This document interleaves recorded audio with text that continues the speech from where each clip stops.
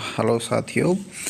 आज हम manual of office procedure पे बात करेंगे। ये मोस्ट अवेटेड वीडियो है और जो हमारा एमसीआरई हुआ था उसमें ऑफिस प्रोसीजर से बहुत सारे क्वेश्चंस पूछे गए थे। तो इस बार भी इससे 75 में से कम 15 से 20 क्वेश्चंस एक्सपेक्टेड हैं। तो इसे हमें बहुत ही डिटेल में पढ़ना है और बहुत ही ध्यान से पढ़ना है। और एमसीआरई बहुत ही जल्द आने वाला है, ये एकदम ऑफिशियल गारंटी के साथ मैं कह रहा हूँ। सो हमें सीरियस हो जाना है और अगले 2-3 महीने में इनफैक्ट अगले 2 महीने के अंदर अंदर हमारा एग्ज़ाम हो जाएगा। तो हमें बहुत ही सीरियसली पढ़ना है और हम स्टार्ट करते हैं ऑफिस प्रोसीजर, राइट। सो इसमें हम कुछ डेफिनेशंस देखेंगे, इसके बाद हम स्ट्रक्चर ऑफ गवर्नमेंट देखेंगे, फिर इसमें डाक के बारे में दिया हुआ है, फाइल मैनेजमेंट हम देखेंगे, फाइल्स को कैसे मैनेज किया जाता है, फिर कुछ कम्युनिकेशन करने के कुछ प्रोसेस होते हैं जैसे लेटर है या जो भी इस टाइप की चीज़ें हैं, डेमी ऑफिशियल लेटर्स वगैरह। सो उसके बाद हम ड्राफ्टिंग देखेंगे कम्युनिकेशन की, राइट। ड्राफ्टिंग के भी कुछ प्रोसेस होते हैं। फिर फाइल्स पे नंबरिंग की जाती हैं, वो भी हम देखेंगे। और ई फाइल पे कैसे किया जाता है वो भी देखेंगे। रिकॉर्ड्स को कैसे मैनेज किया जाता है वो भी हम देखेंगे। इसके अलावा चेक्स ऑन डिलेज और कुछ मिसलेनियस टॉपिक है। So let's start. सो सबसे पहले हम कुछ डेफिनेशंस से स्टार्ट करते हैं। सो सबसे पहली डेफिनेशन है अपेंडिक्स। अपेंडिक्स कुछ ऐसे होता है, जैसे मान लेते हैं ये फाइल है, ठीक है। तो ये मान लेते हैं नोट शीट है, ग्रीन नोट, ये पूरा। यहाँ पे हम रेफ़र करते हैं बेसिकली कि फ़लानी चीज़ अपेंडिक्स 1 में है, क्योंकि अपेंडिक्स 1 हो सकता है 100 पेज का हो, तो हम पूरा तो इस नोट पे नहीं ले सकते। तो हम साइड में उसको अपेंडिक्स 1 नाम देके उस डॉक्यूमेंट को, या अपेंडिक्स 2, 3 जो भी होगा उसको अटैच कर देते हैं, क्योंकि वो बहुत लेंथी है। जैसे कॉन्स्टिट्यूशन में शेड्यूल होता है, वैसे ही फाइल्स में उसको अपेंडिक्स कहा जाता है, राइट। नेक्स्ट बहुत इंपॉर्टेंट है ब्रांच। ये हमें समझना होगा। सबसे बड़ा होता है डिपार्टमेंट, राइट। उसके नीचे आता है डिवीज़न, नो सॉरी, इसके नीचे आता है विंग, उसके नीचे डिवीज़न, फिर आता है ब्रांच। ब्रांच के नीचे होती है सेक्शन, जिसको हेड करता है सेक्शन ऑफिसर। डिवीज़न को हेड करता है जॉइंट सेक्रेटरी, राइट। विंग को हेड करता है एडिशनल सेक्रेटरी, और पूरे डिपार्टमेंट का चीफ होता है सेक्रेटरी। एक हायरार्की और याद रखनी है, सबसे नीचे होता है सेक्शन ऑफिसर, उसके ऊपर अंडर सेक्रेटरी, राइट, और उसके ऊपर होता है डिप्टी सेक्रेटरी, उसके ऊपर जॉइंट सेक्रेटरी, फिर एडिशनल सेक्रेटरी एंड सेक्रेटरी। ये हायरार्की हमें पता होनी चाहिए। सेक्शन ऑफिसर के नीचे काम करते हैं असिस्टेंट और एलडीसी, यूडीसी, राइट। ये पूरी हायरार्की हमें ध्यान रखनी है। उसके बाद हमारे पास है कॉरेस्पॉन्डेंस पोर्शन। ये एक फ़ाइल है, राइट। कुछ ऐसी फ़ाइल होती है, इसके एक तरफ तो होता है ये portion green note, left side में ग्रीन नोट, इधर वाइट पेपर्स लगे होते हैं, अपेंडिक्स आप कह लो उनको, इस साइड,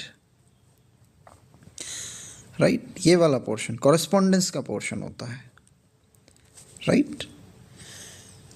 तो ये चीज़ हमें ध्यान रखनी है। यहाँ पे जितने भी लेटर्स आए होते हैं, कोई रिसीट्स आई होती है, ये सब चीज़ें हम इसमें लगाते हैं, कोई ऑफिस कॉपी लगानी है, वो सब चीज़ें। और इन सारी चीज़ों की रेफरेंसिंग हम यहाँ करते हैं इस ग्रीन नोट पे, इस साइड, राइट। ये ध्यान रखना है। यहाँ पे रिमार्क्स होते हैं, ग्रीन नोट जो है ना, इस पे ऑफिसर्स के रिमार्क्स होते हैं। यहाँ शुरू होती है फाइल एलडीसी से, फिर आगे यूडीसी, फिर AAO, डिप्टी डायरेक्टर, इस तरह से आगे बढ़ती हैं फाइलें। तो वो अब रिस्पेक्टिव ऑफिशियल्स अपने अपने रिमार्क्स देते हैं।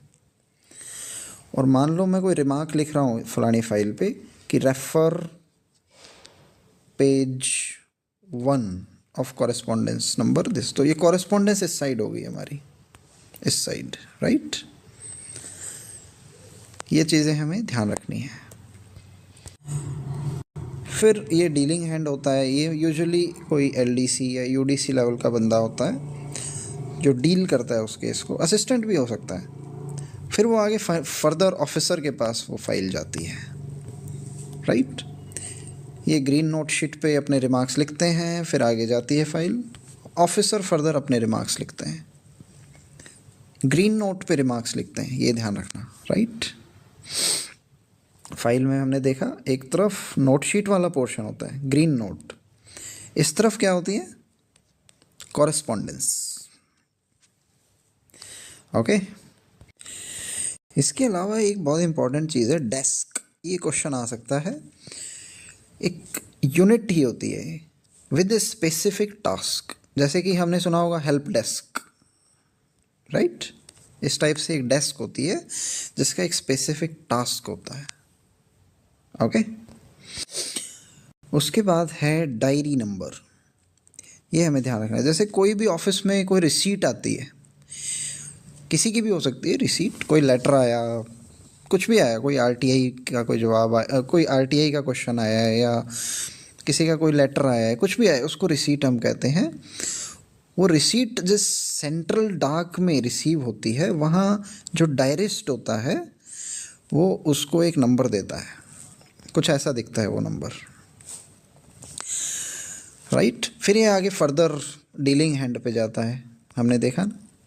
फिर वो फर्दर ग्रीन नोट शीट पे अपने रिमार्क्स लिखा था और सीनियर ऑफिसर्स के पास जाता है, और फाइनल उस रिसीट पे डिसीजन लेके उस रिसीट को क्लोज कर दिया जाता है, राइट। इस तरह से प्रोसेस चलता है। फिर हम देखते हैं डिवीजन। हमने देखा ना, पहले भी हम देख चुके हैं। A unit of a wing within a ए डिपार्टमेंट, यानी एक डिपार्टमेंट होगा, उसके नीचे विंग होगी, उस विंग की फर्दर होता है डिवीजन, उसका डिविजनल हेड उसको कहते हैं। डिवीजन को यूजुअली हेड करता है डिप्टी सेक्रेटरी, डी से डिप्टी सेक्रेटरी या डायरेक्टर। विंग को हेड करता है एडिशनल सेक्रेटरी। डिपार्टमेंट का हेड होता है सेक्रेटरी, जैसे डिपार्टमेंट ऑफ हेल्थ का सेक्रेटरी, इस टाइप से। और डिवीजन फर्दर आगे हम देख सकते हैं ब्रांच, ब्रांच के आगे सेक्शन, सेक्शन को हेड करता है सेक्शन ऑफिसर। ब्रांच को यूजुअली अंडर सेक्रेटरी हेड करता है, अंडर सेक्रेटरी के ऊपर डिप्टी सेक्रेटरी डिवीजन को हेड करता है। फिर विंग को जॉइंट सेक्रेटरी या एडिशनल सेक्रेटरी करता है, और फिर डिपार्टमेंट को सेक्रेटरी उसको हेड करता है। ये हायरार्की बहुत इंपॉर्टेंट है। उसके बाद हम देख लेते हैं बहुत ही इंपॉर्टेंट टर्म डॉकेटिंग। ये शायद पिछली बार पूछी भी गई थी। मैंने बताया था कि एक तरफ होता है नोट्स पोर्शन फाइल के लेफ्ट साइड में, राइट, और दूसरी तरफ होता है कॉरेस्पॉन्डेंस पोर्शन। तो नोट्स में रेफरेंसिंग की जाती है, नंबरिंग दी जाती है। मान लो मैंने ग्रीन नोट पे कुछ रिमार्क्स लिखा कि refer this office memorandum number 5 whatever. तो ये OM इस कॉरेस्पॉन्डेंस पोर्शन में किस नंबर ऑफ पेज पे है, वो यहाँ पे ग्रीन नोट पे किया जाता है। एक मिनट मैं फिर से समझाता हूँ आपको। सो डॉकेटिंग बहुत इंपॉर्टेंट है, इसको हमें देखना होगा। लेफ़्ट साइड में हमारी नोट शीट है, राइट साइड में हमारी कॉरेस्पॉन्डेंस है। तो नोट शीट में मैं मान लो कुछ रिमार्क्स लिख रहा हूँ, और ये रिमार्क्स वाली चीज़ मान लेते हैं कॉरेस्पॉन्डेंस के पेज नंबर 40 पे है, तो यहाँ मुझे लिखना पड़ेगा ये पेज नंबर 40, ताकि मेरा रिमार्क पढ़ने वाला बंदा डायरेक्टली कॉरेस्पॉन्डेंस के 40 नंबर पेज को देख सके, राइट। तो इस पूरे प्रोसेस को हम कहते हैं डॉकेटिंग, यानी नोट शीट में हम पेज नंबर लिखेंगे जहाँ जहाँ नीडेड है। इस प्रोसेस को हम कहेंगे डॉकेटिंग, राइट। उसके बाद देखते हैं, एक नाइट ड्यूटी क्लर्क होता है ऑफिसेज में, ताकि 9 to 5 के बाद अगर कोई डाक आती है ऑफिस में, उसके रिसीविंग के लिए, राइट। उसके बाद है नोट। हमने देखा एक तरफ ग्रीन नोट होता है, ग्रीन नोट शीट, उस पर जो नोट लिखा जाता है उसको नोट कहते हैं। कोई भी ऑफिशियल अपने रिमार्क्स लिख के आगे फॉरवर्ड करता है। फिर इनकी डॉकेटिंग हमने देखी कि इस पर्टिकुलर रिमार्क से एसोसिएटेड जो कॉरेस्पॉन्डेंस वाला पेज पे वो चीज़ कहाँ है, 40 नंबर पेज पे या 50, इसको डॉकेटिंग कहते हैं, ये हमने देखा है। फिर पीयूसी होता है, पेपर अंडर कंसिडरेशन। मान लो कोई भी रिसीट हमारे पास आती है किसी भी केस से रिलेटेड, उसको कहते हैं पेपर अंडर कंसिडरेशन। सो होता यूँ है कि कोई भी अगर पीयूसी आती है तो उसको जो डीलिंग हैंड होता है, पहले तो वो सेंट्रल डाक में आती है, वहाँ से वो डीलिंग हैंड के पास जाती है, कोई क्लर्क हो सकता है, फिर वो उसको फर्दर फाइल में लगाता है, अपने ग्रीन नोट पे अपने रिमार्क्स लिखता है, फिर वो फर्दर अपने ऑफिसर को भेज देता है, फिर यहाँ पे डिसीजन लिया जाता है और ये पीयूसी क्लोज कर दी जाती है। एक तरह की रिसीट ही है पीयूसी, ये हमें ध्यान रखना है, राइट। सो ये चैप्टर हमारा ख़त्म होता है। नेक्स्ट चैप्टर में हम देखेंगे स्ट्रक्चर ऑफ द गवर्नमेंट। सबसे ऊपर प्रेसिडेंट, उसके बाद प्राइम मिनिस्टर जो कि हेड होता है काउंसिल ऑफ मिनिस्टर्स का, फिर काउंसिल ऑफ मिनिस्टर्स जिसमें कैबिनेट मिनिस्टर आते हैं, मिनिस्टर ऑफ स्टेट और डिप्टी मिनिस्टर्स आते हैं, और इन मंत्रियों के नीचे काम करते हैं सेक्रेटरीज जो कि यूजुअली होते हैं आईएएस, ओके। इसके बाद सबसे इम्पोर्टेंट हमारे रूल बने हुए हैं, उनमें से आता है एलोकेशन ऑफ बिजनेस रूल्स, यानी काम का एलोकेशन। ये इस रूल के तहत किया जाता है, 1961 का रूल है। इसके तहत डिफरेंट मिनिस्ट्रीज़ को उनके काम असाइन किए जाते हैं, राइट। ये ध्यान रखना है। उसके बाद हम कुछ और चीज़ें देखते हैं, जैसे कि मिनिस्ट्री है जो रिस्पॉन्सिबल है पॉलिसीज़ बनाने के लिए। मिनिस्ट्रीज़ के कुछ अटैच्ड ऑफिसेज होते हैं जो एग्जीक्यूटिव डायरेक्शंस देते हैं उन पॉलिसीज़ को इम्प्लीमेंट करने के लिए, राइट। अटैच्ड ऑफिसेज में जैसे कि मिनिस्ट्री ऑफ हाउसिंग के अंडर CPWD एक अटैच्ड ऑफिस है, राइट। इनके कुछ सबॉर्डिनेट ऑफिसेज भी होते हैं जो रियल में एग्जीक्यूट करते हैं काम को, ग्राउंड लेवल एजेंसीज, उनको बोलते हैं subordinate offices. So attached offices के एग्जांपल हैं CPWD, central water commission, central electricity authority, DGFT, DG, right.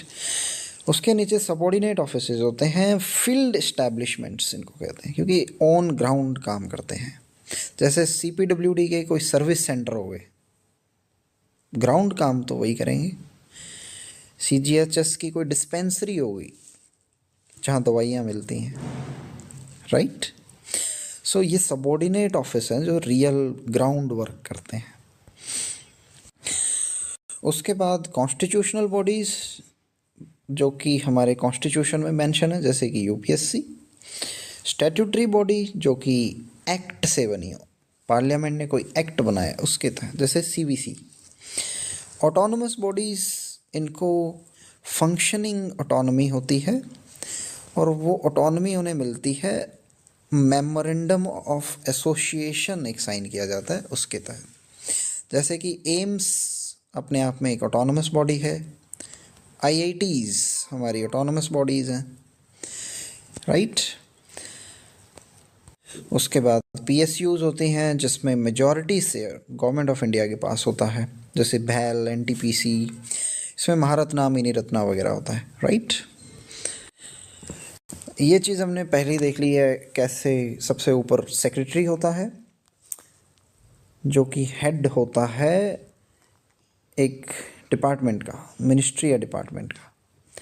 उसके नीचे एडिशनल सेक्रेटरी, उसके अंदर विंग्स, मल्टीपल विंग्स होती हैं, वन और मोर विंग्स। डिप्टी सेक्रेटरी होता है वो इंचार्ज होता है डिवीजन का। अंडर सेक्रेटरी ब्रांच का, राइट। उसके बाद सेक्शन ऑफिसर होता है, ये real ground work section officer करता है। और सेक्शन ऑफिसर जो है वो उसके पास हेल्प के लिए होते हैं junior admin assistant, senior admin assistant, right. सारा काम होता है इसके पास, कोऑर्डिनेशन का, ट्रेनिंग का, फाइल्स की मेंटेनेंस का, रिसीट्स सबमिट करने का, राइट, फर्दर अपने ऑफिसर्स के पास। और बहुत सारे रिमाइंडर्स भेजने होते हैं, जुडिशियल मैटर्स होते हैं, रिकॉर्ड्स वगैरह मेंटेन करना होता है। So many things. Section officer के साथ काम करते हैं डीलिंग हैंड्स। इसमें मैंने देखा असिस्टेंट्स, यूडीसीज, ये डीलिंग हैंड होते हैं। इनका काम होता है ओपनिंग करना और मेंटेनेंस रखना फाइल्स की, पुटअप करना फाइल, यानी फर्दर सेक्शन ऑफिसर के पास फाइल्स को लेके जाना, रूल पोजीशन बताना है, कौन से रूल लगाने हैं, राइट। जो शुरुआती काम जो होता है ना बेसिक, वो डीलिंग हैंड करता है। एक और काम यहाँ पे हम देख लेते हैं, ये जो पेज नंबरिंग करना है, ताकि ये जो पेज नंबर हमने कॉरेस्पॉन्डेंस में किए हैं इनको नोट शीट पे, जो ग्रीन नोट शीट होती है ना, उस पर रेफ़र किया जा सके। इस रेफरेंसिंग के प्रोसेस को हम डॉकेटिंग भी कहते हैं, हमने देखा है, राइट, जस्ट टू रिवाइज। और जो फाइल नंबरिंग वाला काम है वो ई ऑफिस में ऑटोमेटिकली असाइन किया जाता है, ये बेसिक सी बात है।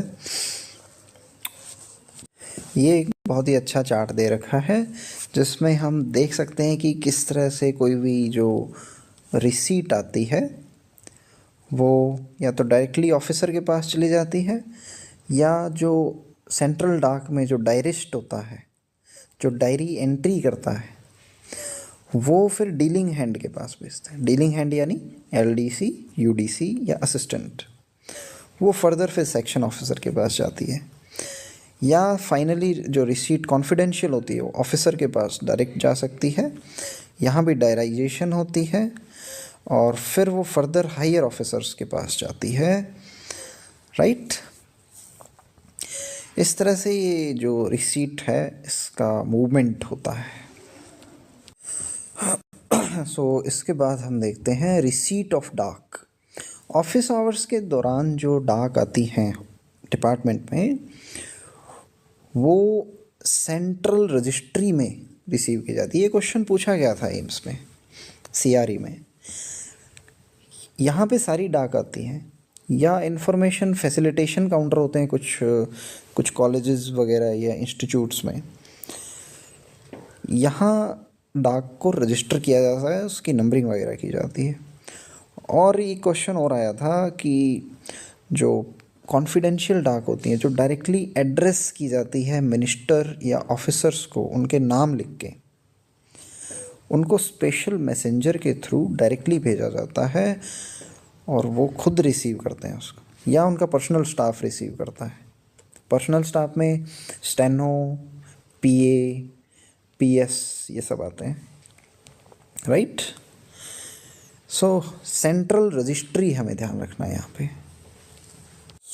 अगर कोई ऑफिसर लीव पर है या ट्रेनिंग पे चला गया है या रिटायर हो गया है, तो जो उसके बाद जो ऑफिसर वहाँ आया है या तो वो रिसीव करेगा या उसका पर्सनल स्टाफ रिसीव करेगा या लिंक ऑफिसर, हमें ध्यान रखना है, ये रिसीव कर सकता है। ये सब नहीं है तो फिर सेंट्रल रजिस्ट्री में सारे लेटर्स रिसीव किए जाएंगे। ओके, यहाँ पे कुछ और इम्पोर्टेंट चीज़ आ जाती है कि ऑफिस आवर्स के बाद कौन रिसीव करेगा। अगर नाम लिखा है तो जो पर्सन है वो खुद अपने रेजिडेंस पे रिसीव करेगा। अगर इमीडिएट लिखा हुआ है, बाकी केसेस में नाइट ड्यूटी क्लर्क रिसीव करेगा। राइट। फिर जो डाक को रिसीव करने वाला है वो एक्नॉलेज करेगा रिसीट को, साइन करेगा अपने नाम को इंक में डेट के साथ और अपनी डेजिग्नेशन लिखेगा। फिर वो डाक जो है आगे फर्दर डीलिंग हैंड के पास जाएगी। ओके, सो डाक की एक्नॉलेजमेंट हमने दे दी है जो भी भेजने वाला था उसको। अब डाक की रजिस्ट्रेशन की जाती है। सो जो मिनिस्टर को पर्सनली जाने वाले थे वो तो हमने भेज दिए हैं, बाकियों को ओपन किया जाएगा सेंट्रल रजिस्ट्री के द्वारा और ओपन करने के बाद उन पे स्टैंप लगाई जाएगी डेट के साथ। राइट, उसमें डेट ऑफ रिसीट लिखी जाएगी और सेंट्रल रजिस्ट्री नंबर और डायरी नंबर, ये सारी एंट्रीज उस पर लगा के डीलिंग हैंड को भेज दिया जाता है।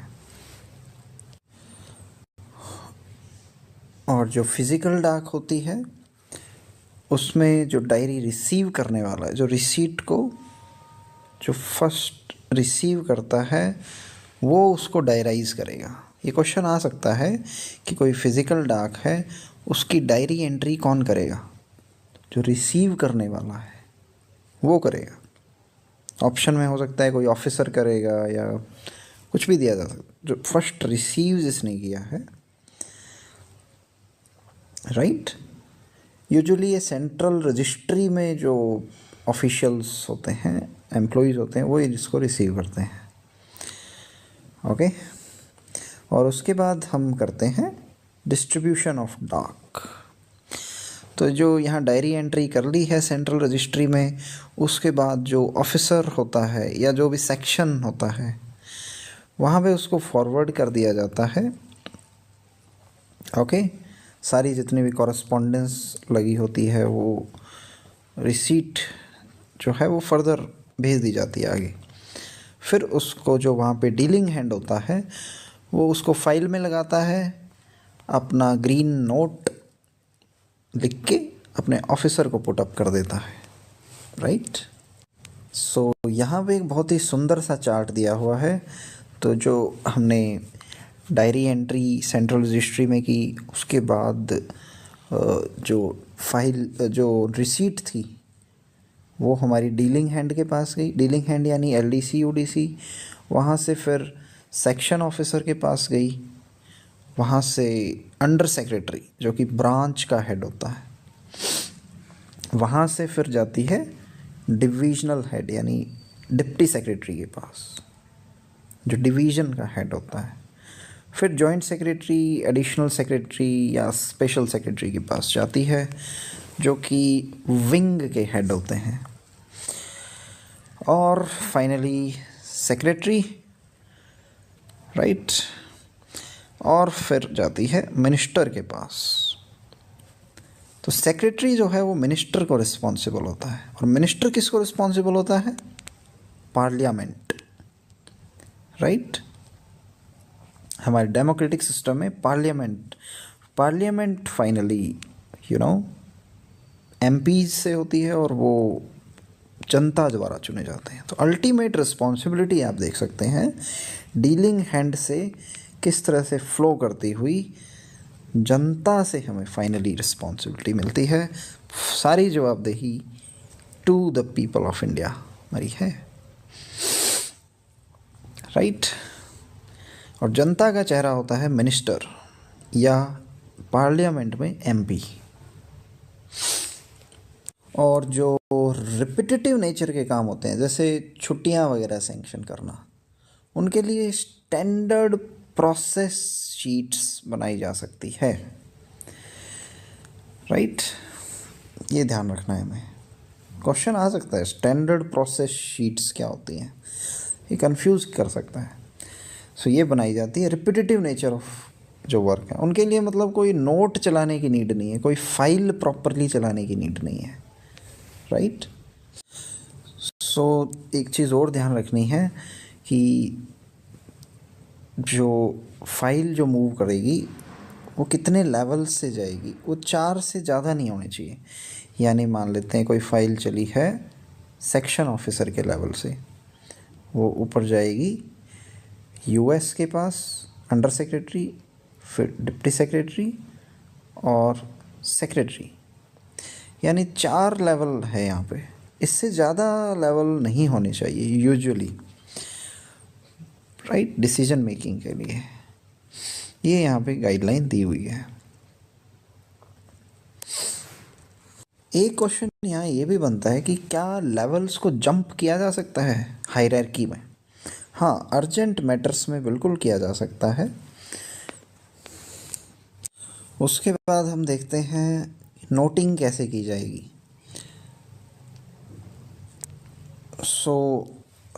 ये हमारा ग्रीन नोट है फाइल के लेफ़्ट साइड में। यहाँ डीलिंग हैंड अपने रिमार्क्स लिखेगा जो कि कंसाइज होने चाहिए, टू द पॉइंट होने चाहिए, और वो लेफ़्ट साइड में अपने सिग्नेचर करेगा। फिर फर्दर हायर ऑफिसर को भेज देगा, हायर ऑफिसर अपने रिमार्क्स लिखेगा और वो राइट साइड में सिग्नेचर करेगा। ये हमें ध्यान रखना है, लेफ़्ट और राइट का हिसाब। उसके बाद हम देखते हैं मॉडिफिकेशन ऑफ नोट्स। जो सीनियर ऑफिसर्स हैं उनको अपने जूनियर्स को नोट्स में मॉडिफिकेशन करने के लिए नहीं बोलना चाहिए, ना ही रिप्लेसमेंट के लिए बोलना चाहिए, राइट। ये एक स्टैंडर्ड प्रोसीजर है। और नोट के ऊपर कुछ भी पेस्ट करना या उसको हाइड करना ये भी अलाउड नहीं है। हम बात कर रहे हैं ग्रीन नोट की, जो फाइल के लेफ़्ट साइड में होता है, राइट में होती है कॉरेस्पॉन्डेंस, राइट। उसके बाद मान लो हमें पता चलता है कि हमने किसी पार्टी को, पार्टी मीन्स कोई भी पर्सन जो है, उसको हमने कोई डिसीज़न दिया है फाइनल, बाद में पता चलता है कि ये डिसीज़न हमने गलत ले लिया, रूल्स की इंटरप्रिटेशन गलत हो गई। तो जो डिसीज़न दिया था जिस अथॉरिटी ने, उससे हायर कोई अथॉरिटी होनी चाहिए, वो उसमें मॉडिफिकेशन कर सकती है, राइट। मिनिस्ट्री ऑफ लॉ को भी यहाँ हम वो कर सकते हैं, कंसल्ट कर सकते हैं, राइट। जो हायर ऑफिसर है वो ही इसमें मॉडिफिकेशन कर सकता है, राइट। ये चीज़ यहाँ लिखी हुई है, an officer higher than the one who took the original decision. उससे हम परमिशन लेंगे, उसके बाद हम हमारा पुराना डिसीजन है उसको विड्रॉ कर पाएंगे, राइट। उसके बाद हम देखते हैं कई बार दूसरे डिपार्टमेंट से फाइल आ जाती है कि भाई हमें ओपिनियन चाहिए या रूलिंग चाहिए, कोई रूल बताना है, कॉन्करेंस देनी है। इस केस में हम क्या करेंगे? हमें उसके लिए, मान लो ये फाइल आई उनसे, सही, राइट, दूसरे डिपार्टमेंट से, इसको बोल देते हैं file 1।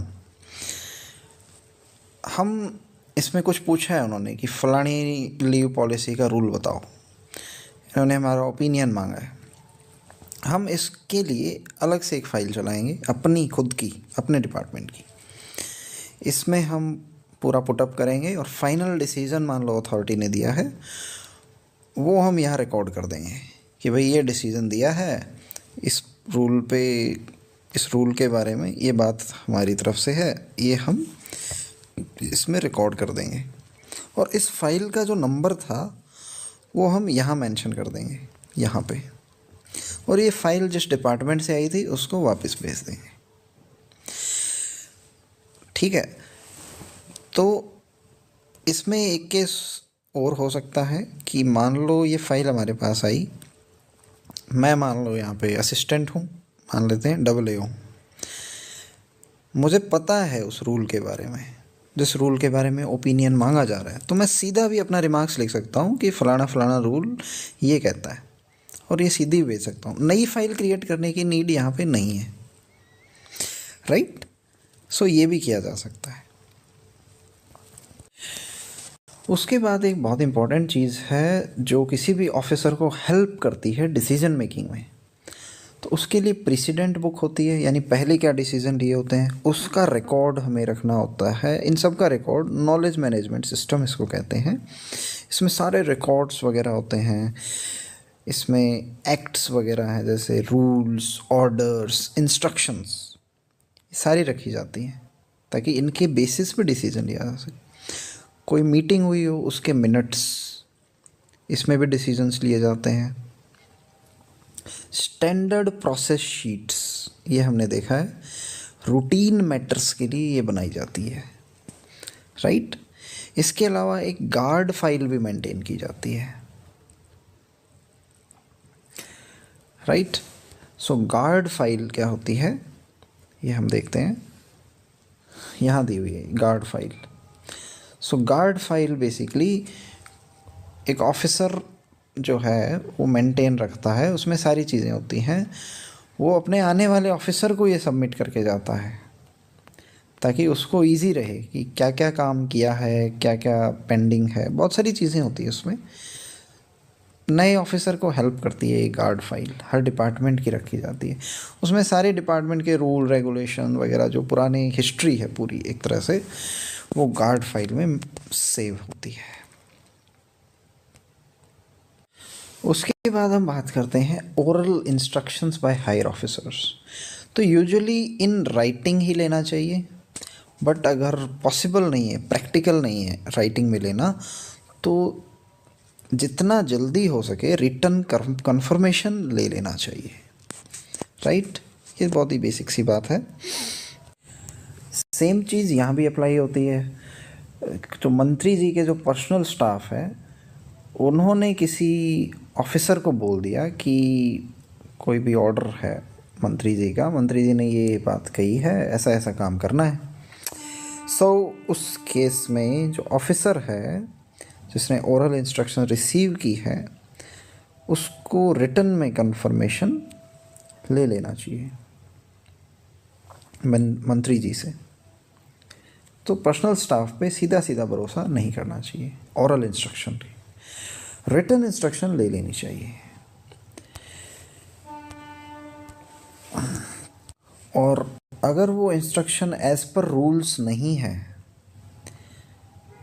Are not in accordance with the norms और रूल्स, सो सेक्रेटरी से क्लियर ऑर्डर ले लेने चाहिए कि भाई ये जो मामला है जो मंत्री जी ने कहा है वो एज पर रूल्स नहीं है, तो बताइए इस पे क्या एक्शन लिया जाए। सो सेक्रेटरी बताएंगे या हेड ऑफ डिपार्टमेंट जो भी होगा, डिप्टी सेक्रेटरी, जॉइंट सेक्रेटरी, उनसे हम रिटर्न में हम ले लेंगे क्या लाइन ऑफ एक्शन होना चाहिए। उसके बाद हम देखते हैं फाइलिंग ऑफ पेपर्स, यानी कोई भी पेपर या रिसीट हमारे पास आई है उसको फाइल में कैसे लगाएंगे। तो ये हमारे पास फाइल है, ये नोट्स पोर्शन हो गया और ये हमारे पास कॉरेस्पॉन्डेंस पोर्शन हो गया। तो ये कहता है कि नोट्स जो अटैच करना है, मान लो इस फाइल का कवर है बेसिकली, ये जो है ये कवर है, गत्ता जिसको कहते हैं, राइट। तो इसके ग्रीन नोट कहाँ पेस्ट करेंगे हम, यहाँ पंच करेंगे, यहाँ पे हम ग्रीन नोट को धागे से बांध देंगे, ये जो लेफ़्ट साइड है, राइट। और कॉरेस्पॉन्डेंस को भी हम, मान लो पेपर्स हैं हमारे पास, मान लो 15 पेपर हैं, इनको हम यहाँ पे अटैच कर देंगे, यहाँ होल करेंगे इसके, सो जो कॉरेस्पॉन्डेंस है वो राइट साइड में, जो नोट है ग्रीन नोट वो लेफ़्ट साइड में, और जो होल किया जाएगा वो इधर किया जाएगा, लेफ़्ट के लेफ़्ट में, राइट के राइट में। ओके, ये पूरी राम कहानी इसमें यही लिखी हुई है। ओके, आगे इसमें लिखा हुआ है कि अगर फाइल बल्की हो जाती है तो उसकी वॉल्यूम 2 बना दी जाएगी। एक फाइल थी, ये बहुत बल्की हो गई, इसका वॉल्यूम 2 आ जाएगा, राइट। उसके बाद हम देख लेते हैं रेफरेंसिंग कैसे की जाती है। सो ये वो जो फाइल होती है जिसमें एक तरफ नोट्स होते हैं, ग्रीन नोट, एक तरफ कॉरेस्पॉन्डेंस, तो यहाँ टॉप पे नंबरिंग की जाती है। मान लो यहाँ हम हैं 3 नंबर पेज पे, तो नोटशीट में भी यहाँ पे इसकी डॉकेटिंग की जाएगी। डॉकेटिंग हम देख चुके हैं ऑलरेडी, राइट। यानी कॉरेस्पॉन्डेंस में जो कुछ भी लिखा हुआ है उसको यहाँ नोट्स के साथ इनका रेजोनेंस बिठाना, इसे डॉकेटिंग कहते हैं।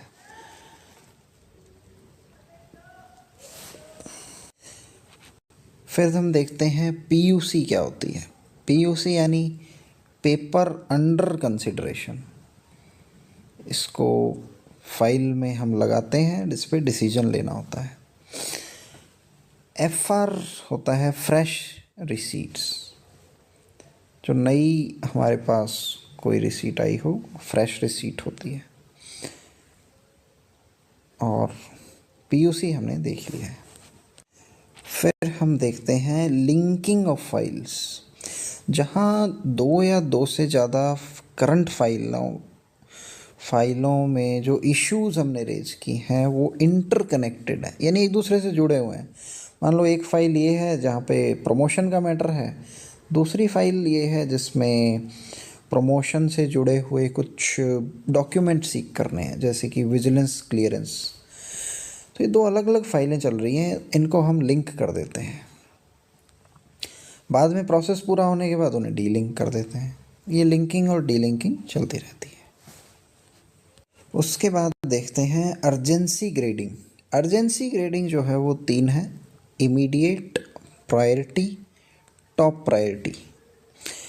टॉप प्रायोरिटी होती है जो बहुत एक्सट्रीमली अर्जेंट केस होते हैं उसमें, और प्रायोरिटी लेवल होता है जो जिनका डिस्पोजल बाकी दूसरे जो ऑर्डिनरी मैटर्स हैं उनसे थोड़ा सा जल्दी करने के लिए। इमीडिएट जो है वो यूज होता है जिन केसेस में प्रॉम्प्ट अटेंशन की नीड है। ये ध्यान रखने keywords: immediate, prompt attention. Top priority, extremely urgent. और जो लोकसभा की फाइल्स हैं उनसे डील करने वाली फाइलें रेड होनी चाहिए। राज्यसभा के लिए ग्रीन कलर यूज होना चाहिए। ओके, सो हम अभी 5 चैप्टर्स पूरे कर चुके हैं और उसके बाद हम करेंगे forms and procedure of communication. But अभी के लिए थोड़ा सा ब्रेक लेते हैं। See you soon after 3-4 minutes. Okay.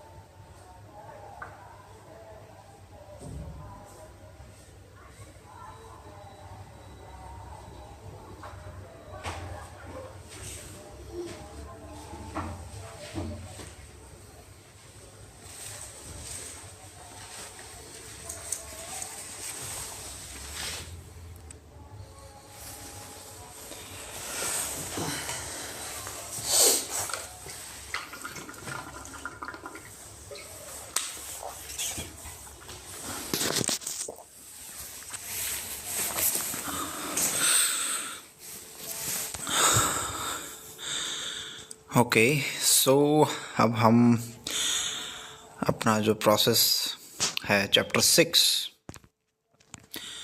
उसे रिज्यूम करते हैं।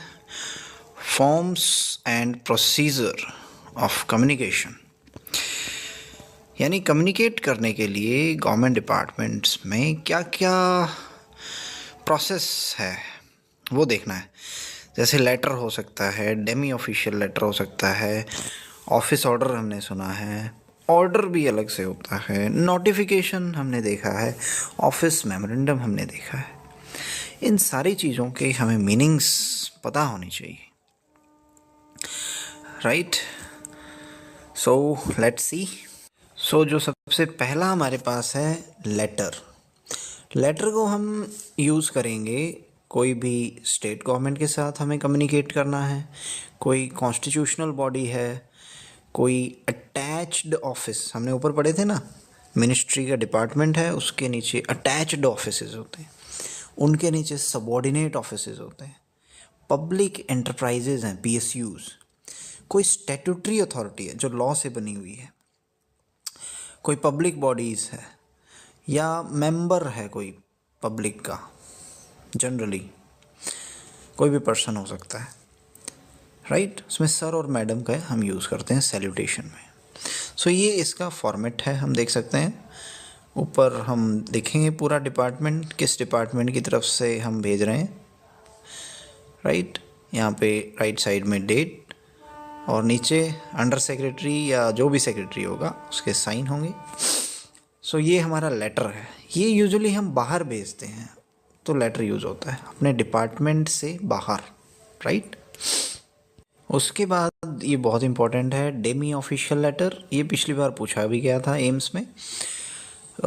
सो डेमी ऑफिशियल लेटर होता है जब कोई ऑफिसर्स जो होते हैं वो एक दूसरे को लिखते हैं बेसिकली, और उनके बीच में डिफरेंस जो है वो 1-2 रैंक का ही होना चाहिए। ऐसा नहीं कि कोई LDC जो है वो सेक्रेटरी को लेटर लिख रहा है, वो डेमी ऑफिशियल नहीं होगा। जॉइंट सेक्रेटरी को लिख रहा है, जैसे कि जॉइंट सेक्रेटरी को या एडिशनल सेक्रेटरी को, एक डिपार्टमेंट का सेक्रेटरी दूसरे सेक्रेटरी को, इस टाइप से डेमी ऑफिशियल लेटर लिखे जाते हैं। इसमें पर्सनल और फ्रेंडली टोन होती है, राइट? इसलिए यहाँ पे माई डियर इस टाइप की चीज़ें यूज़ होती हैं, उनका पर्सनल नाम से उनको एड्रेस किया जाता है, राइट? ये हमने देख ही लिया है। Note more than 1 or 2 levels below the officer, right? 1-2 level तक ही ये भेजा जा सकता है, राइट? बहुत ज़्यादा जूनियर या बहुत ज़्यादा सीनियर व्यक्ति को ये डेमी ऑफिशियल लेटर नहीं भेजे जाते हैं। और ये इसका फॉर्मेट है, हम देख सकते हैं, ओके। फिर नेक्स्ट है ऑफिस मेमोरेंडम। उसके बाद आता है ऑफिस मेमोरेंडम। ये यूजुअली लिखा जाता है दूसरे डिपार्टमेंट्स को, जहाँ से हम इंफॉर्मेशन को कॉल करते हैं, इंफॉर्मेशन मांगते हैं या कोई इंफॉर्मेशन कन्वे करते हैं उस डिपार्टमेंट के एम्प्लॉइज़ को। जैसे DOPT के ऑफिस मेमोरेंडम्स होते हैं। DOPT, राइट, जो रूल्स वगैरह बनाती है गवर्नमेंट, सेंट्रल गवर्नमेंट एम्प्लॉइज़ के लिए, तो वो ऑफिस मेमोरेंडम की फॉर्म में होते हैं। यानी वो सबको इन्फॉर्मेशन जो है वो कन्वे कर रही होती है, या इन्फॉर्मेशन सीक करने के लिए भी, कॉल करने के लिए भी ऑफिस मेमोरेंडम जारी किया जा सकता है। ये यूजुअली अपने अटैच्ड ऑफिसेज जो हैं या सबॉर्डिनेट ऑफिसेज हैं उनके साथ कॉरेस्पॉन्डेंस करने में भी यूज होता है। और ये थर्ड पर्सन लिखा जाता है, इसमें किसी पर्सन स्पेसिफिक को नहीं भेजा जा रहा है, ये सभी के लिए होता है। सो इसमें कोई सैल्यूटेशन की भी नीड नहीं होती। हाँ, जो ऑफिसर जो इसको भेज रहा है वो इसको साइन करता है, जैसे यहाँ पे अंडर सेक्रेटरी के साइन है, और जिसको भी डिपार्टमेंट को जाएगा उसको ये लिखा होगा यहाँ पे, राइट? ये हमारा इसका फॉर्मेट हो गया। उसके बाद हम देखते हैं इंटर डिपार्टमेंटल नोट। यानी एक डिपार्टमेंट दूसरे डिपार्टमेंट से कोई एडवाइस लेना चाह रहा है, कोई व्यूज़ लेना चाह रहा है, कॉन्करेंस लेना चाह रहा है, या कमेंट्स मांग रहा है, राइट, क्लैरिफिकेशन चाहिए उसको किसी रूल्स पे या इंस्ट्रक्शंस पे, राइट। ये यूजुअली लीगल ओपिनियन वगैरह लेने के लिए मांगे जाते हैं। तो ये इसका फॉर्मेट है। यहाँ पे हम देख सकते हैं इन्होंने लिखा है कि this department will be grateful for the advice of the department of legal affairs on the issues raised in para 4 above. तो यूजुअली ये डिपार्टमेंट ऑफ लीगल अफेयर्स यानी कोई केस आ गया है उस पर ओपिनियन चाहिए, उस केस में ये देखिए यहाँ पे डिप्टी सेक्रेटरी के साइन है, ओके। तो ये इसका फॉर्मेट आप देख सकते हैं यहाँ पे। उसके बाद office order. Office order usually issue किया जाता है इंटरनल एडमिनिस्ट्रेशन के लिए। इसमें यूजुअली इंस्ट्रक्शंस को इशू किया जाता है, राइट। जैसे लीव ग्रांट करनी है किसी को, कोई काम डिस्ट्रीब्यूट करना है, राइट, किसी की ट्रांसफ़र हो गई है, किसी की नई अपॉइंटमेंट है, तो उसके लिए ऑफिस ऑर्डर इशू किया जाता है कि फ़लाने व्यक्ति की अपॉइंटमेंट इस पोस्ट पे हो गई है, उसकी ये सैलरी होगी, ये रूल्स उस पर गवर्न होंगे। किसी की ट्रांसफ़र कर दी गई है, लीव सैंक्शन हुई है, ये सब चीज़ें इंटरनल होती हैं डिपार्टमेंट की, राइट। प्रमोशन ऑर्डर किसी का इशू किया गया है, ये सब चीज़ें, ये इसका फॉर्मेट है। इसमें ऊपर डिपार्टमेंट का नाम, डेट और ऑफिस ऑर्डर लिखा होगा, यहाँ ऑफिस ऑर्डर नंबर भी होगा। ये यहाँ पे लीव सैंक्शन का इन्होंने फॉर्मेट बनाया हुआ है। इसी तरह से ही बाकी जो चीज़ों के बन जाते हैं।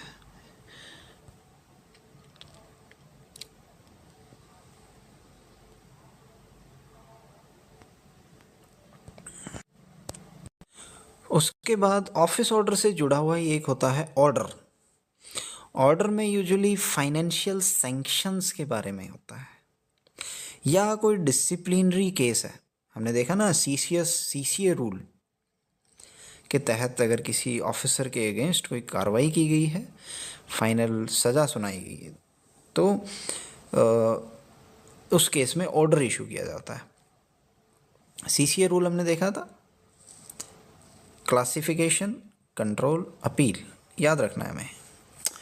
सो ऑर्डर उस केस में इशू किया जाएगा। यूजुअली हमें ध्यान रखना है फाइनेंशियल सैंक्शंस, कि sanction of the president is hereby accorded under rule 10 फलाना फलाना, राइट। फाइनेंशियल सैंक्शंस हो, डिसिप्लिनरी केसेस हो, इस टाइप की जो चीज़ें हैं ना, उसमें क्लियर कट ऑर्डर दिया जाता है, उस केस में ऑर्डर इशू होता है। ऑफिस ऑर्डर हमने देखा जनरल रूटीन जो ऑफिशियल चीज़ें हैं इंटरनल, उनके लिए ऑफिस ऑर्डर इशू होता है। सो ये ऑर्डर हम देख सकते हैं, sanction of the president for ₹5000, under secretary के साइन है, copy internal finance section, cash section इनको भेजी गई है। उसके बाद है नोटिफिकेशन। तो जो नोटिफिकेशन होती है वो यूजुअली इशू की जाती है, कोई भी मान लेते हैं orders, statutory rules, appointments, promotions, usually gazetted officers के। नोटिफिकेशन इसलिए कहा जाता है क्योंकि इसको गजट ऑफ इंडिया में नोटिफाई भी करना होता है। ये लिखा है ना यहाँ, to be published in the gazette of India, ये हो गई नोटिफिकेशन। यहाँ पे एग्जाम्पल हम देख सकते हैं, under secretary in the department of dash is appointed to officiate as deputy secretary in that department, right. Under secretary और डिप्टी सेक्रेटरी से मुझे ध्यान आया, इसका सीक्वेंस एक बार फिर से हम देख लेते हैं। सबसे नीचे होता है सेक्शन ऑफिसर, फिर अंडर सेक्रेटरी, फिर डिप्टी सेक्रेटरी डिवीज़न का, और जॉइंट सेक्रेटरी, इसके बाद एडिशनल सेक्रेटरी, और सबसे ऊपर सेक्रेटरी। ये होता है सेक्शन का, ये होता है अंडर सेक्रेटरी ब्रांच का, डिप्टी सेक्रेटरी डी से डिवीज़न, जॉइंट सेक्रेटरी और एडिशनल सेक्रेटरी ये सब होते हैं विंग के या मोर देन वन विंग के, और सेक्रेटरी हो गया पूरे डिपार्टमेंट का, मिनिस्ट्री या डिपार्टमेंट का। ओके, सो ये है हमारा नोटिफिकेशन। ओके, उसके बाद है रेजोल्यूशन। सो जो रेजोल्यूशन है वो इशू किया जाता है गवर्नमेंट के डिसीजंस को बताने के लिए, अनाउंस करने के लिए। किन केसेस में? इम्पोर्टेंट पॉलिसी मैटर्स में, राइट। बड़े बड़े पॉलिसी डिसीजंस जो होते हैं उनको अनाउंस करने के लिए रेजोल्यूशन इशू किया जाता है। जैसे कोई कमेटी वगैरह अगर अपॉइंट करनी है, कमीशन इंक्वायरी के लिए अपॉइंट करना है, राइट। जैसे CACP नाम का एक कमीशन होता है, हमने सुना होगा, जो MSP डिसाइड करता है, वो एक कमीशन है। अगर इसको अपॉइंट करना है, जैसे मंडल कमीशन हमारे पास आया था OBC के लिए। इस टाइप की जो चीज़ें हैं, जो बहुत बड़े पॉलिसी मैटर्स जहाँ पे डिसाइड करने होते हैं, उनमें रेजोल्यूशन।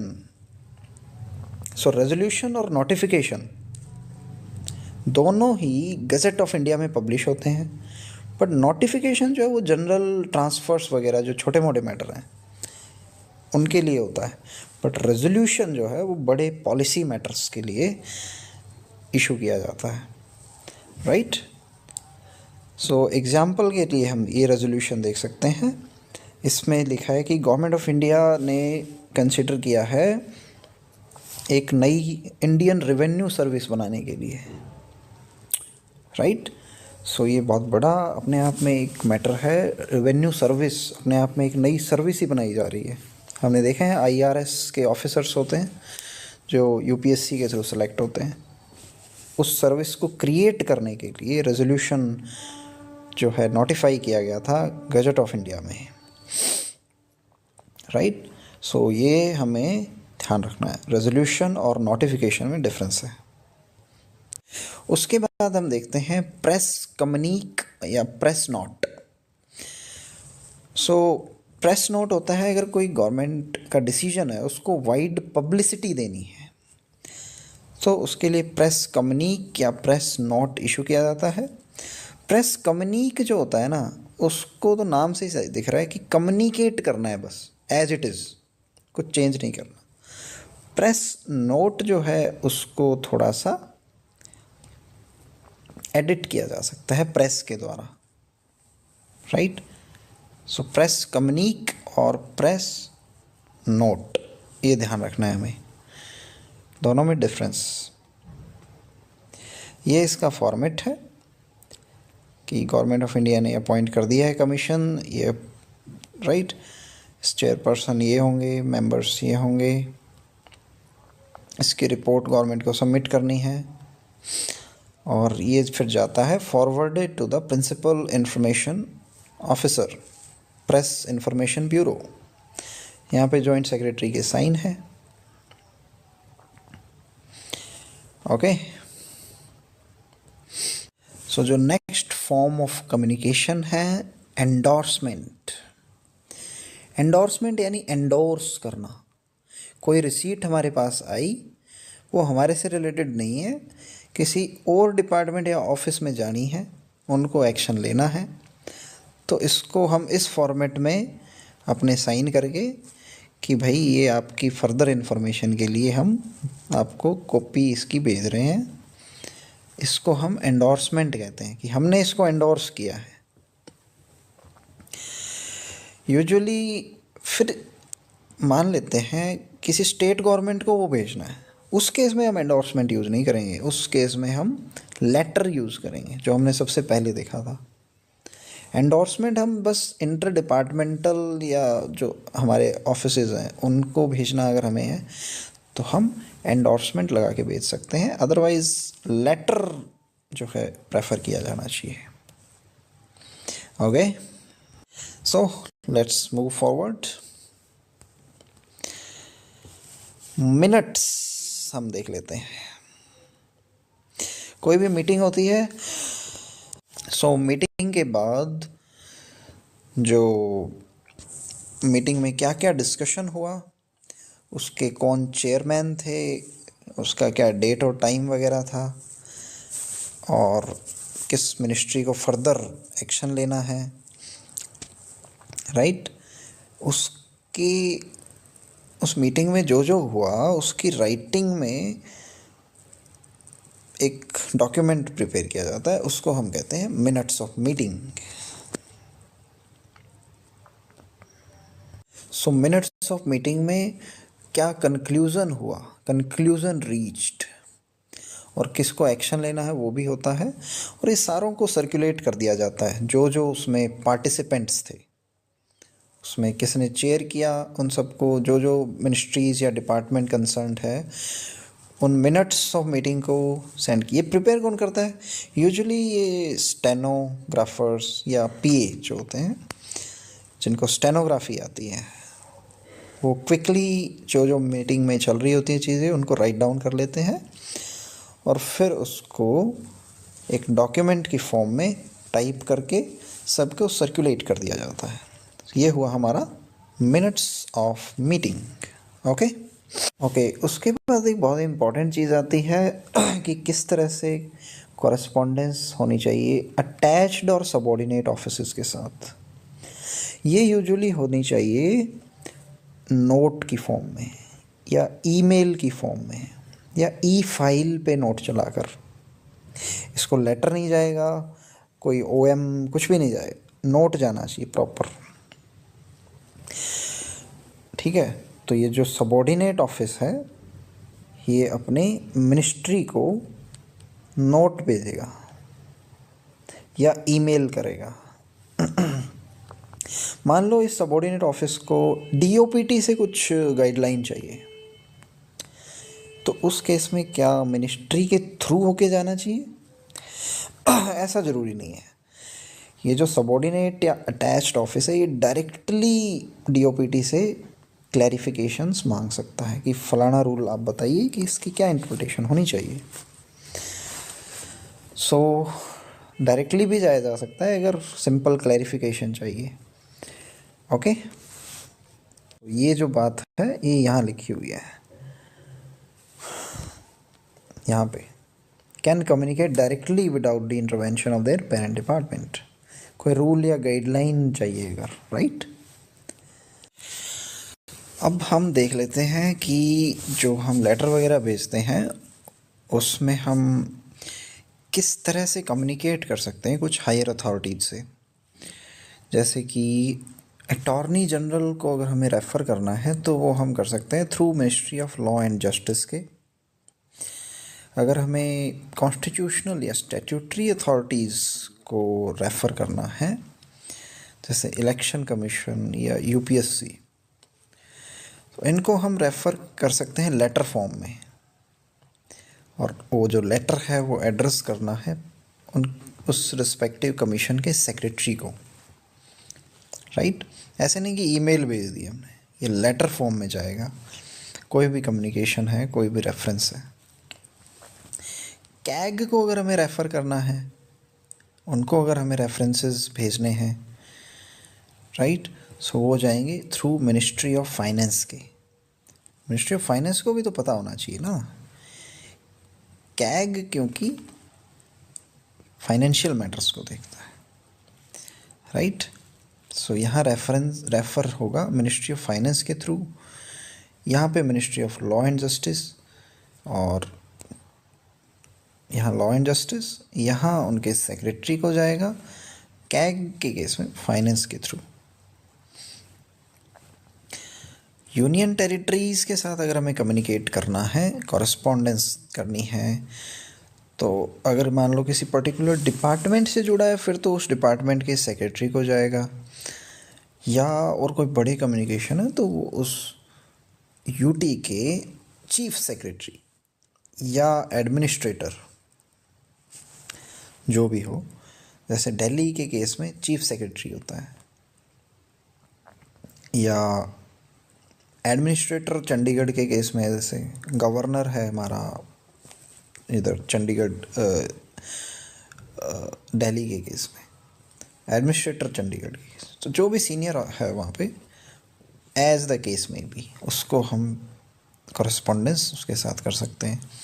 ऐसा ही स्टेट गवर्नमेंट में भी हम या तो चीफ सेक्रेटरी को करेंगे या किसी डिपार्टमेंट के सेक्रेटरी को, राइट, होगा सेक्रेटरी के साथ ही। ओके।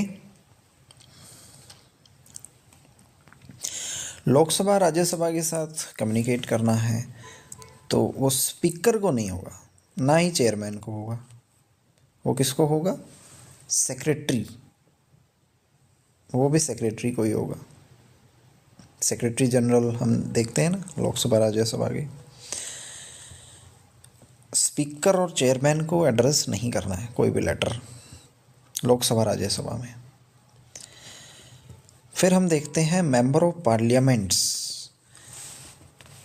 इनके साथ कॉरेस्पॉन्डेंस का क्या प्रोटोकॉल है। मान लेते हैं किसी मिनिस्टर से या एमपी से, मिनिस्टर से नहीं सॉरी, मेंबर ऑफ पार्लियामेंट से या वीआईपी से, उसको हमें प्रॉम्प्टली एड्रेस करना है कोई भी कम्युनिकेशन आई है। और मंत्री से अगर आई है तो उसका रिप्लाई कौन देगा? मंत्री खुद ही देगा। मान लो मिनिस्ट्री ऑफ हेल्थ के मंत्री से आई है, तो मान लो मिनिस्ट्री ऑफ एजुकेशन वाले से आई है, तो एजुकेशन मिनिस्टर जो है वो हेल्थ मिनिस्टर को रिप्लाई देगा, या फिर सेक्रेटरी रैंक का कोई ऑफिसर हो वो दे सकता है, या तो सेक्रेटरी या मिनिस्टर खुद। ये प्रोटोकॉल है कॉरेस्पॉन्डेंस का। अब हम देखते हैं कि कोई रेफरेंस हमें रिसीव हुआ है एक्स एमपी से, एक्स मेंबर ऑफ पार्लियामेंट से, वो रिसीव हुआ है मिनिस्ट्री और सेक्रेटरी को। इसका रिप्लाई कौन देगा? क्या मिनिस्टर और सेक्रेटरी ही देगा? नहीं, इसका रिप्लाई जॉइंट सेक्रेटरी लेवल का ऑफिसर भी दे सकता है एक्स एमपी के केस में। ओके। और बाकी लोअर लेवल ऑफिसर को अगर एड्रेस किया है वो रेफरेंस, तो वो ऑफिसर जो है वो अपने लेवल पे भेजेगा, और कोई बड़ा पॉलिसी मैटर है तो वो हायर अथॉरिटीज़ के साथ कंसर्न करके डिस्कस करके भेज देगा रिप्लाई। और जो लॉएस्ट लेवल है वो अंडर सेक्रेटरी लेवल तो होना ही होना चाहिए एटलीस्ट। ऐसे नहीं कि जो यूडीसी है या एलडीसी है या असिस्टेंट है वो अपने लेवल पे भेज दें, एटलीस्ट अंडर सेक्रेटरी यानी लेवल 11 का ऑफिसर होना चाहिए पोलाइट लेटर फॉर्म में। ठीक है, तो एक्स एमपी एक बार फिर से देख लेते हैं। मान लेते हैं कोई एक्स मेंबर ऑफ पार्लियामेंट है, इसने लेटर अगर मिनिस्टर या सेक्रेटरी को एड्रेस किया है, फिर तो उसका रिप्लाई जॉइंट सेक्रेटरी लेवल का ऑफिसर भी दे सकता है। दूसरा केस ये है कि अगर ये एक्स मेंबर ऑफ पार्लियामेंट है, इसने किसी लोअर लेवल ऑफिसर को लेटर भेजा है, उसका reply at least under secretary level का ऑफिसर देगा। ओके, ये हमें देखना है।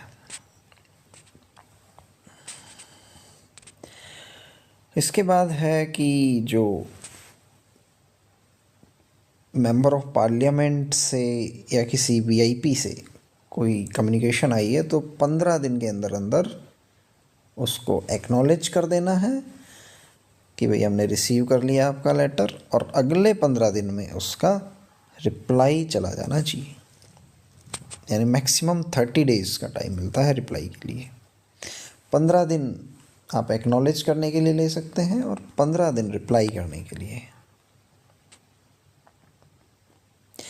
और एप्रोप्रिएट रिकॉर्ड भी मेंटेन रखना चाहिए।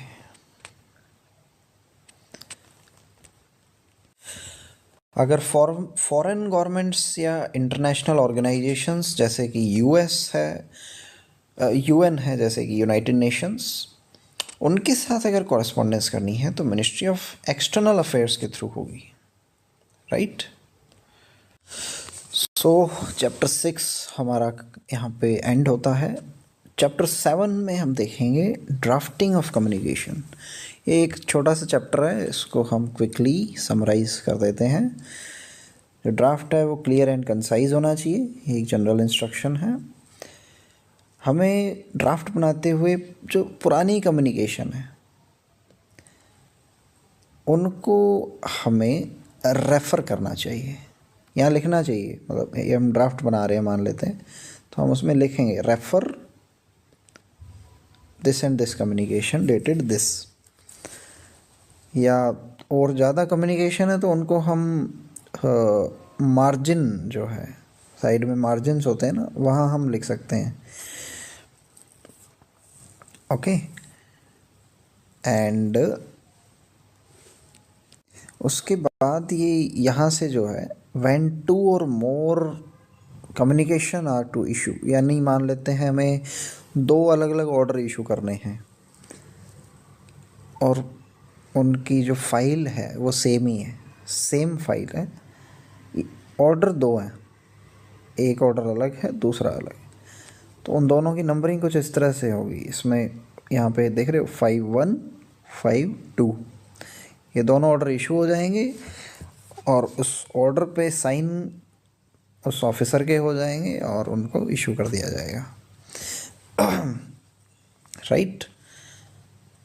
सो इसको थोड़ा सा क्लियरली हम प्रैक्टिकली समझते हैं। जैसे कि मान लेते हैं एक फ़ाइल चली है हमारे पास, जैसे मान लो ये फ़ाइल है, ये हमारा नोट शीट वाला पोर्शन हो गया, ये कॉरेस्पॉन्डेंस हो गई। फाइल चली है कि भाई प्रमोशन ऑर्डर इशू करना है, तो यहाँ ग्रीन नोट पे हम लिखेंगे कि draft promotion order is attached. So ये कॉरेस्पॉन्डेंस में हम उस ड्राफ्ट ऑर्डर को अटैच कर देंगे। यहाँ लिखा होगा ऑफिस ऑर्डर, यहाँ प्रमोशन की पूरी बात होगी, यहाँ साइन होंगे। सो बेसिकली यहाँ रेफरेंसेस भी दिए होंगे कि पुराने रेफरेंस ये है, कोई रूल का रेफरेंस देना हो। सो ये पूरा ड्राफ्टिंग का सिस्टम है, राइट। इस ड्राफ्ट पे फिर जो ऑफिसर होता है वो अपने साइन कर देता है और इशू इसको कर दिया जाता है, सर्कुलेट कर दिया जाता है बेसिकली, राइट। उसके बाद एक बहुत ही इम्पॉर्टेंट चीज़ आती है, ऑथेंटिकेशन ऑफ गवर्नमेंट ऑर्डर्स। कोई ऑर्डर अगर प्रेसिडेंट के नाम पे इशू होना है, प्रेसिडेंट के नाम पे, तो उस पर साइन या ऑथेंटिकेट कौन करेगा?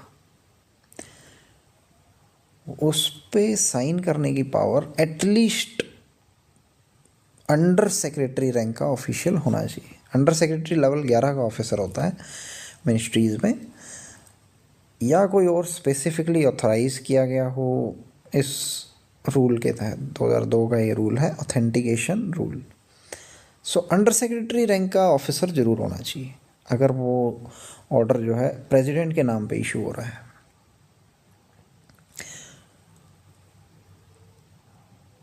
Okay, let's move forward.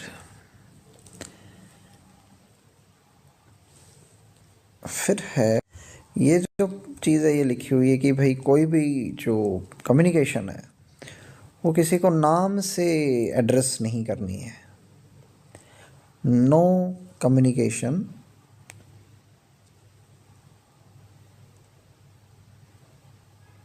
Should be addressed by name,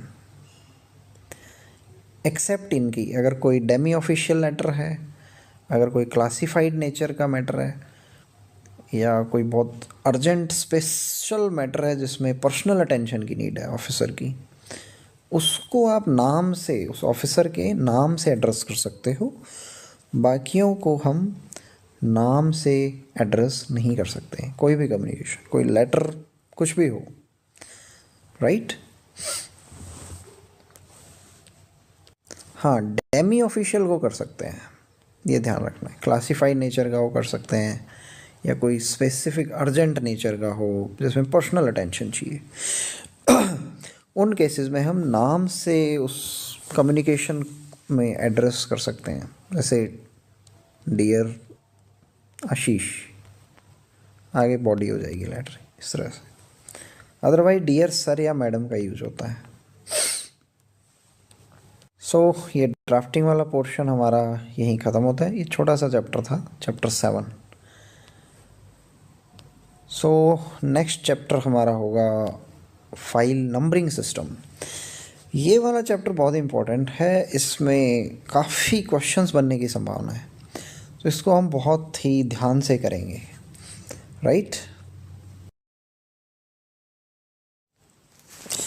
सो हमारा जो नेक्स्ट चैप्टर है वो होगा फाइल नंबरिंग सिस्टम। जो फाइल्स हम बनाते हैं उसको एक यूनिक नंबर देना होता है। वो दिया जाता है, 2 सिस्टम्स हमने इस्टेब्लिश किए हैं, उनमें से वन ऑफ द सिस्टम है फंक्शनल फाइल नंबरिंग सिस्टम। इसका फोकस होता है ब्रॉड फंक्शंस पे, राइट। और दूसरा सिस्टम है सब्जेक्ट बेस्ड, ये यहाँ पे होगा हमारा सब्जेक्ट क्लासिफिकेशन बेस्ड। इसमें पर्टिकुलर डिटेल्ड सब्जेक्ट्स होते हैं, डिटेल्ड। फंक्शनल में क्या था, ब्रॉड फंक्शंस। सो सब्जेक्ट वाला जो है ये डिटेल में है, और फंक्शंस वाला है वो ब्रॉड फंक्शंस को एड्रेस करता है। सो थोड़ा समझने की कोशिश करते हैं हम इसमें। फंक्शनल फाइल नंबरिंग सिस्टम, ये क्वेश्चन पिछली बार ये आया था कि गवर्नमेंट डिपार्टमेंट्स में कौन सा file numbering system widely use होता है, तो वो था फंक्शनल फाइल नंबरिंग सिस्टम। ये बहुत ज़्यादा यूज़ होता है क्योंकि ये ब्रॉड फंक्शंस जो है ना उसको डिफाइन कर देता है, उसके बेसिस पे फाइल को नंबर दिया जाता है। Range and dimensions of the subjects falling under the scope of business allocated to a department. So ये कुछ इस तरह से एक हायरार्की में जो चीज़ें हैं उसमें दी जाती है। कोई भी डिपार्टमेंट अगर काम कर रहा है तो उसके कुछ मेन फंक्शंस होंगे, उन फंक्शंस के अंडर कुछ एक्टिविटीज़ होंगी, हर एक्टिविटी को करने के लिए कुछ एस्पेक्ट्स या ऑपरेशंस होंगे, उसके नीचे कुछ फैक्टर्स होंगे जो कंसीडर करने हैं, राइट। इसको एक उदाहरण से समझ सकते हैं। मेन फंक्शन में किसी का हो सकता है जैसे human resource, HR management. Activities इसमें क्या हो सकती है, जैसे कि रिक्रूटमेंट या प्रमोशन। एस्पेक्ट्स और ऑपरेशंस इन्वॉल्व इसमें क्या हो सकता है, नोटिफिकेशन निकालना है, जैसे कि किसी रिक्रूटमेंट का रिजल्ट निकालना है, वो ऑपरेशन हो गया, ऑपरेशन इन्वॉल्व। ऐसे ही फर्दर आप और डिटेल में देख सकते हैं factors to be taken into consideration of these aspects, right. ये हमने मोटा मोटी इसको समझने के प्रयास किए हैं। सो अगर फाइल नंबर हमें देना होगा तो हम कुछ इस तरह से देंगे। इसमें फाइल नंबर ऐसा होगा, HR/recruitment/नोटिफिकेशन या एडवर्टीजमेंट इसको कह सकते हैं, स्लैश जो भी ईयर होगा 2024 ऐसे करके। ये हमने देखा, ये मेन फंक्शन, ये एक्टिविटी, ये ऑपरेशन, राइट, इस तरह से। तो ये फंक्शनल फाइल नंबरिंग सिस्टम है, राइट। ये हमने देख लिया है, सेम ही चीज़ है। इनको हम थोड़ा नाम और दे सकते हैं। फंक्शनल हेड्स जो हैं उसमें basic heads, primary heads operation वाले को हम सेकेंडरी हेड कह देते हैं, फैक्टर वाले को हम tertiary head, primary, secondary head, tertiary head. Functional, activity, operation, factor. एक तरफ ये है, एक तरफ ये है, राइट। ये बेसिकली आप देख सकते हैं फंक्शन से जुड़े हुए हैं, सब्जेक्ट स्पेसिफिक नहीं है ये, ब्रॉड फंक्शंस जो हर डिपार्टमेंट में होते ही होते हैं। जैसे एचआर हर डिपार्टमेंट में होगा ही होगा, ये एक फंक्शन है। कोई भी मिनिस्ट्री उठा लो, कोई भी डिपार्टमेंट उठा लो, वहाँ एचआर तो होगा ही होगा। फाइनेंस, राइट, ये तो होना ही होना है, राइट। इन्हीं के फिर आप आगे फर्दर डिवाइड कर सकते हैं। एचआर में जैसे कि एक्टिविटी हमने देखा रिक्रूटमेंट, फाइनेंस में एक्टिविटी जैसे एक हो सकती है बजटिंग, राइट। इसी तरह से फर्दर ऑपरेशंस आप देख सकते हैं। तो ये ब्रॉड फंक्शंस हैं, एचआर है, फाइनेंस है, राइट। इस टाइप से और भी फंक्शंस हो सकते हैं। इंजीनियरिंग एक एस्टेट हो सकता है एक फंक्शन, राइट। तो इस टाइप से ये फाइल नंबरिंग की जाती है इन फंक्शंस के बेसिस पे, ब्रॉड फंक्शंस के बेसिस पे। ये हमारा यहाँ पे ख़त्म होता है।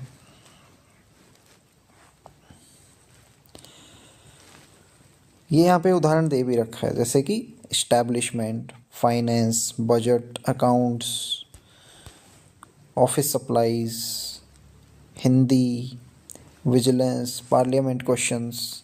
ये common standardised functional file index numbering system बनते हैं, राइट। ये सब चीज़ें हैं, ये हर डिपार्टमेंट में होती हैं ये चीज़ें। फिर आ जाता है subject classification based file numbering system. इसमें सब्जेक्ट पे फोकस है, ब्रॉड फंक्शंस नहीं देख रहे हैं। अब हम डिटेल्ड फंक्शंस, डिटेल्ड सब्जेक्ट्स की बात करेंगे।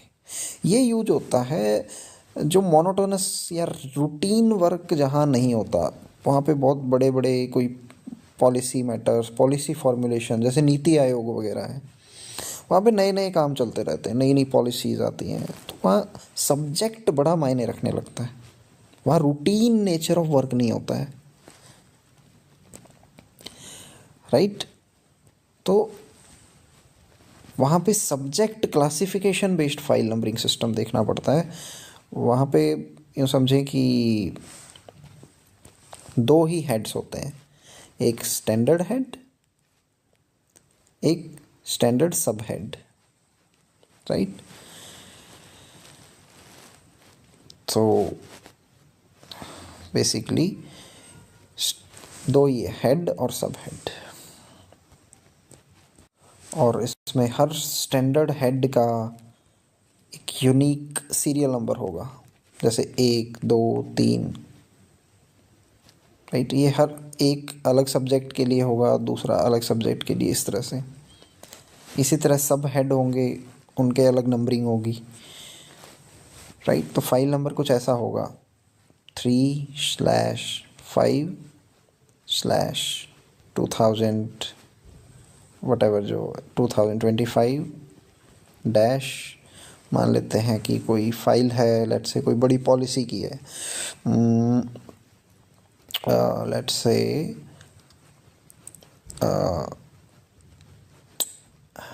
कोई रिसर्च पॉलिसी है, तो RP कुछ ऐसा फाइल नंबर होगा। यहाँ देख रहे हो, उसमें कैसा था, ब्रॉड फंक्शंस हम देख रहे थे, जैसे HR/रिक्रूटमेंट/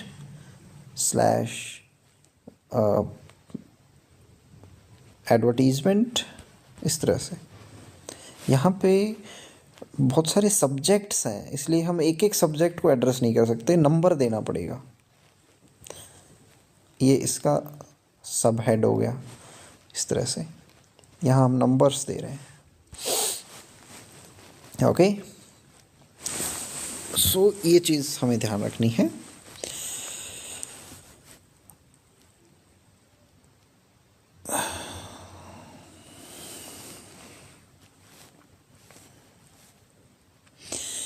ये चीज़ भी हमें ध्यान रखनी है कि कुछ ऐसा फॉर्मेट होगा,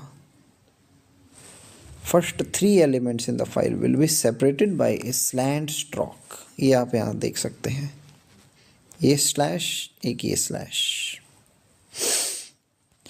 फिर हम देखते हैं पार्ट फाइल क्या होती है। मान लेते हैं कोई मेन फाइल जो है वो अथॉरिटीज़ के पास साइन कराने के लिए गई हुई है, इतने में ही कोई और फ्रेश रिसीट आ जाती है, इस पे भी तो एक्शन लेना पड़ेगा ना, उस मेन फाइल का वेट थोड़ी ना करेंगे हम। तो इसकी एक पार्ट फाइल ओपन कर दी जाती है। पार्ट फाइल मल्टीपल हो सकती हैं, 1 2 ऐसे करके,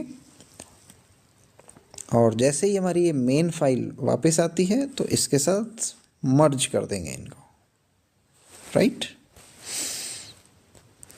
फिर हम देखते हैं मूवमेंट ऑफ फाइल्स कैसे होता है।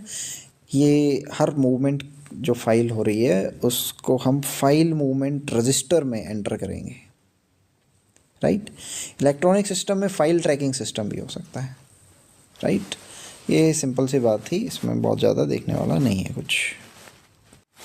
ओके, सो चैप्टर 9 पे हम आ गए हैं। ये है रिकॉर्ड्स मैनेजमेंट। जो रिकॉर्ड्स हैं उसको कैसे मेंटेन किया जाता है, एक्टिविटीज़ इन्वॉल्व कौन कौन सी है, रिकॉर्डिंग, रिटेंशन यानी रिटेन करना, रिट्रीव करना यानी इन्फॉर्मेशन को किसी फाइल से निकाल के लेके आना, डिस्पोजल यानी कि काम ख़त्म हो गया अब डिस्पोज करना है, आर्काइव कर सकते हैं, नेशनल आर्काइव्स ऑफ इंडिया में भेज सकते हैं। ये कुछ प्रोसेस हैं, ये हमें ध्यान रखने। रिकॉर्डिंग, रिकॉर्ड को रिकॉर्ड करना यानी रिसीट हमारे पास आती है तो हम उसको डायरी करते हैं, रिकॉर्ड कर लिया, उसको हम रिटेन करते हैं, अपने पास संभाल के रखते हैं, रिट्रीव करते हैं जब भी उसकी ज़रूरत पड़ती है, और जब काम ख़त्म हो जाता है उस रिकॉर्ड को डिस्पोज कर देते हैं, राइट। ये प्रोसेस है।